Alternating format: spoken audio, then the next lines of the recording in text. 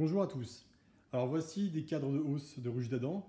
Ce sont des cadres, l'un en bas c'est avec une feuille de cire gaufrée et en haut on a juste une amorce. Alors pourquoi choisir l'un ou l'autre? En bas en fait c'est vrai que ça permet aux abeilles de bâtir plus rapidement le aileron de cire parce que déjà toute la surface est prête. Il y a également l'impression. On voit donc les alvéoles qui sont déjà imprimés sur la cire.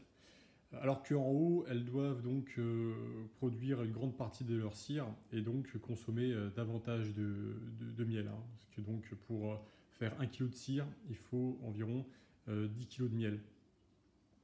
Donc les deux possibilités sont valables. Simplement, en haut, on obtient davantage, surtout de la cire naturelle, donc de ses propres abeilles, alors qu'en bas, on a de la cire qui ne vient pas de ses propres ruches. On parle souvent des qualités des cires gaufrées et il y a beaucoup de critiques, notamment le fait que dans ces cires gaufrées, il y ait des résidus de pesticides, notamment de traitement contre le varroa, et on pense à la molécule l'amitrase. Donc lorsque l'on travaille avec des cadres de hausse, qui ont pour vocation à collecter du miel qui sera ensuite extrait et consommé, on préfère naturellement travailler avec des cires qui sont de bonne qualité. Donc pour ma part, je préfère utiliser les cadres avec simplement des amorces. Donc voilà, pour la petite introduction, maintenant on va aller voir au rucher les différentes... on va vérifier les hausses et voir un petit peu l'inconvénient également de certaines amorces, les précautions à prendre justement pour que ça fonctionne bien. Allez, à tout de suite. Ok, bon, on va voir dans cette ruche les hausses. On va regarder un petit peu la forme des rayons par rapport à ceux qui ont été équipés d'une feuille de cire gaufrée et ceux qui ont reçu simplement une amorce. Alors bien entendu, quand on inspecte des hausses, on n'en fume pas, parce que sinon le résidu de suie, de fumée, se retrouve sur la cire et sur le miel, hein. Donc ça peut laisser un goût, c'est pas très bien.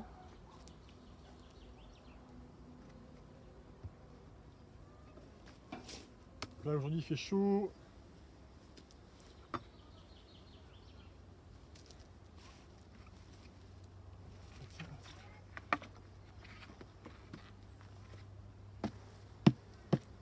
Voilà.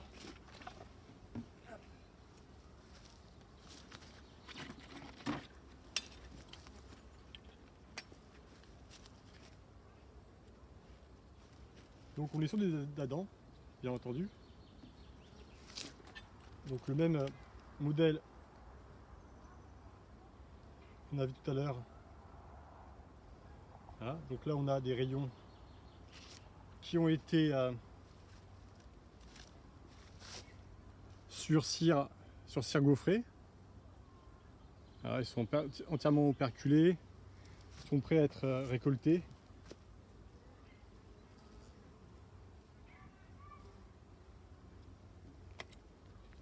Donc ils sont bien rectilignes, hein, tous.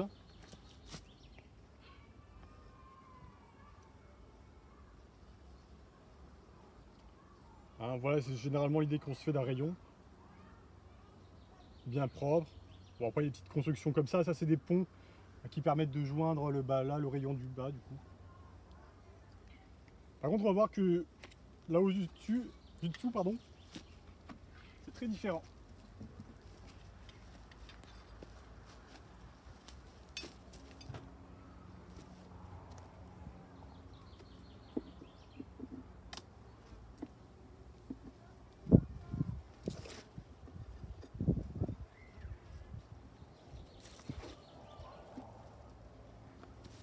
Alors entre hausses, il y a des ponts de cire que les abeilles construisent pour pouvoir monter plus facilement. Donc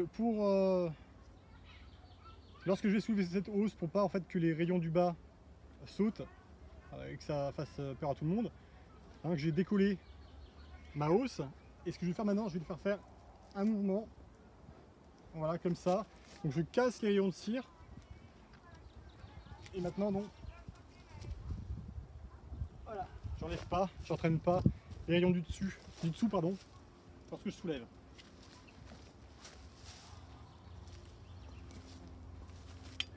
Et là, on va avoir donc des rayons qui ont été construits à partir d'amorces. Donc celui-ci, ça va encore.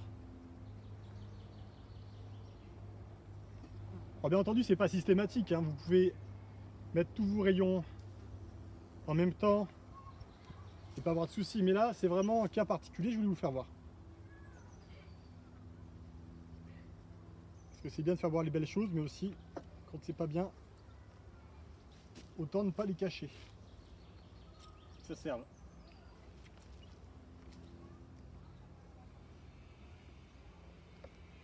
Donc voilà, ici quelque chose un petit peu moins net, vous voyez.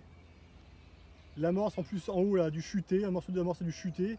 Elles ont bâti dans une direction voilà, qu'elles trouvaient appropriée pour elles. De toute façon, ça ne les gêne pas les abeilles, hein. Elles vont se débrouiller, il n'y a pas de souci.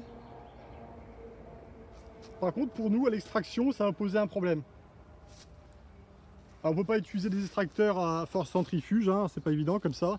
Ce qu'il faut, hein, c'est dans ce cas-là, c'est en fait presser la cire pour obtenir le miel.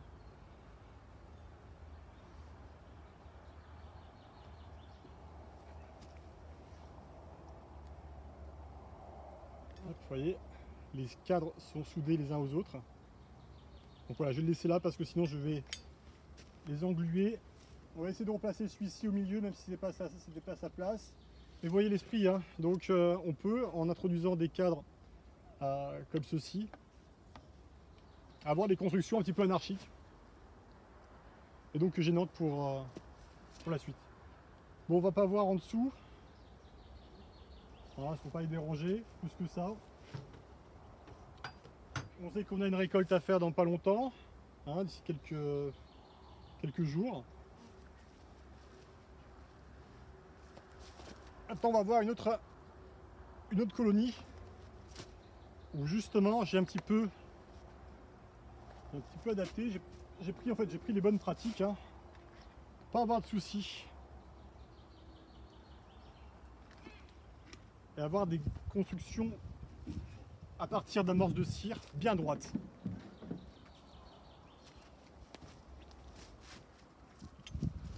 Donc cette colonie, on a placé la hausse il y a quelques jours.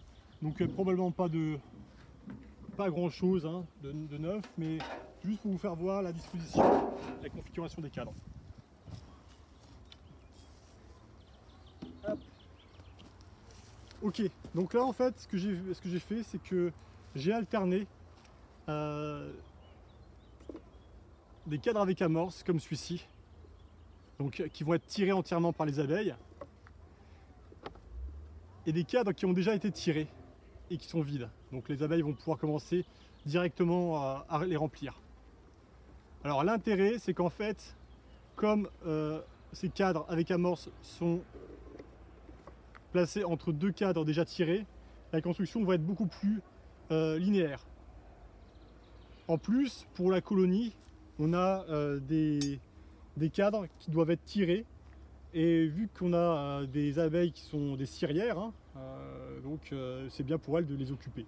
Hein, donc une colonie qui est occupée, qui a du travail, c'est une colonie qui va bien. Donc là, on voit qu'il n'y a pas du tout de... il y a très peu d'activité dans la hausse. Hein, c'est une année un petit peu particulière, je ne sais pas si elles vont remplir, il faudra vérifier d'ici quelques jours, semaines, enfin on n'est pas pressé, hein, il ne fait pas froid, là ça ne va pas les refroidir, hein, au contraire, c'est bien d'avoir du volume maintenant. Mais voilà, on n'est pas sûr d'avoir ni beaucoup de construction de cire, ni du stockage de nectar pour transformer en miel. Ok.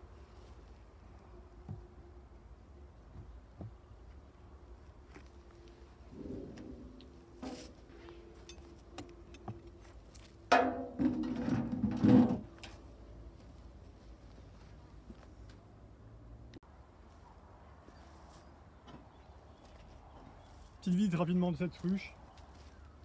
plutôt de ces rousses.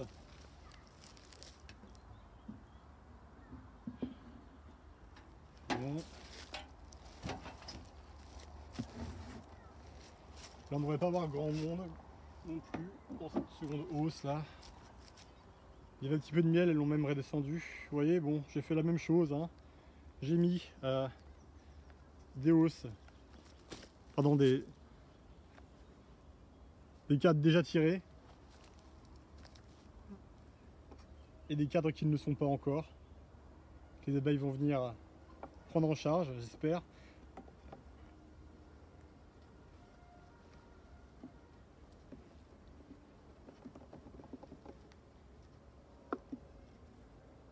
Voilà, vraiment elle s'y intéresse, mais pas beaucoup du tout. Hein. Voilà. Bon, c'est une période de l'année où il y a un petit peu moins de dynamique au niveau de la production de cire. Hein. C'est naturel, hein, c'est normal.